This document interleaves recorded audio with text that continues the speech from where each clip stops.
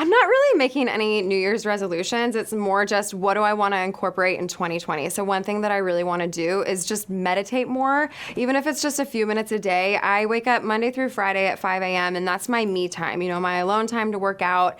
And even just getting 5 minutes in that early in the morning after I work out is what I'm aiming for. But I think just setting the tone for the day is something that's really powerful. Okay, 3 words: emotional, drama-filled, and fun.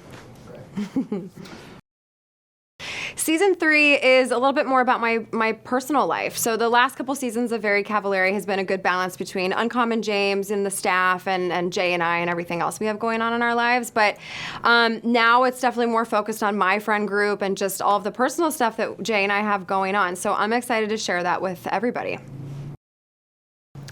My biggest challenge season 3 has honestly just been the heartbreak that I experienced, which will play out on the show. It's the first few episodes really, they talk about a fallout that I had with a girlfriend, and I really battled with whether to put it on the show or not. I actually started the season and I wasn't talking about it, and ultimately I felt like I had nothing to contribute because the biggest thing going on in my life I was trying to keep secret and cover up. And so I just figured this is why I'm doing a reality show, it's to share everything with the world, and I'm all about being authentic and being all in. And so here we are. But now I've seen the first 4 episodes and just going back and having to watch it all again and talk about it in interviews and everything. It's like reliving it, and it's been hard for me. Biggest highlight from season 3 was very cool. I actually got to go to Italy and meet some ancestors that I didn't even know existed. Just one of those experiences that not many people can say they've done, and it was just such an incredible feeling to meet my dad's first cousin, so my second cousins, and they were so warm and welcoming, and they really took me in, which was just incredible.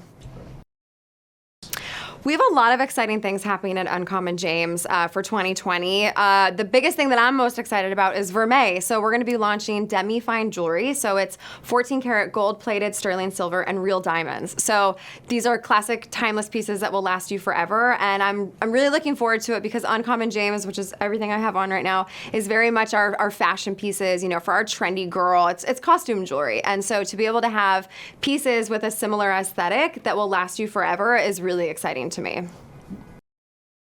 More stores. I really want to read sales in Chicago for another few months. It's off to a great start, but we got lucky with holiday season. The show's about to premiere, so that's not really a good barometer. I really want to see how it does, once the show is off the air for a little bit and how it's doing. But if it does well, if it consistently maintains, then I will absolutely open up another store, and I have my eyes on Dallas. No, it's not difficult being an EP and being on the show. If anything, it's the best thing that's ever happened to me because I have this security blanket.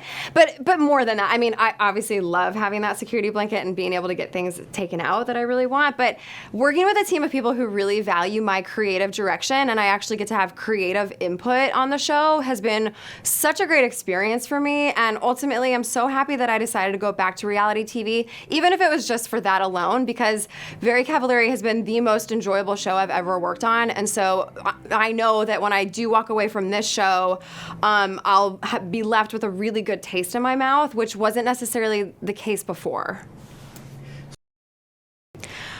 I don't actually feel like I've grown up on reality TV because, yes, you got to see my junior and senior years of high school, which, was tough at times because I was so young, and that's when you're really trying to figure out who you are, and you're very vulnerable in that sense, I think, at those ages.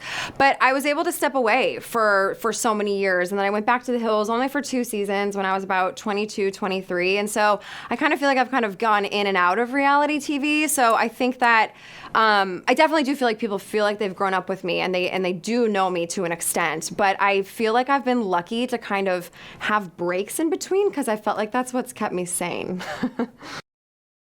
Jay and I have major boundaries on Very Cavallari.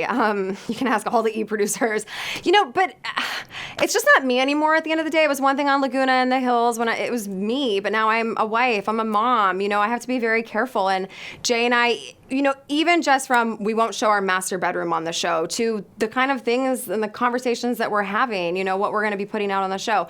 My kids will never be on the show. They never have been. There's just a lot of boundaries in that sense. And, going back to reality TV, it kind of had to be on my terms. Otherwise, it wasn't worth it to me. My family is the most important thing to me, and no show is worth any of that. My younger self, I think advice I would give is just to live in the moment. I was always so concerned about being older. It was like, I wanted to be 16, I wanted to be 18, I wanted to be 21. Like, just be you. Just be the age that you're at, because now I just want life to slow down. And so it's just kind of funny. I just wish I would have enjoyed the moment a little bit more.